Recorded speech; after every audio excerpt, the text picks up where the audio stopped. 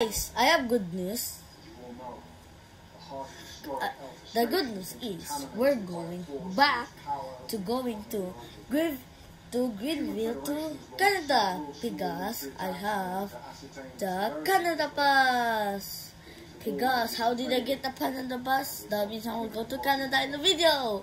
How did I do that? So first, I just signed. So how did it start? First, I just checked on the laptop scroll. Then there's a available now. It named there's a name from it named Canada. Get your Canada Pass now. It's now available. So I clicked it. I signed in. At the end, the delivery was here tomorrow. In the next day, there's a delivery now named the Canada Pass. So that's why I got the Canada Pass. So if you want this Canada Pass, make sure to like and subscribe. So that means that we're gonna go back to Greenville to Canada again.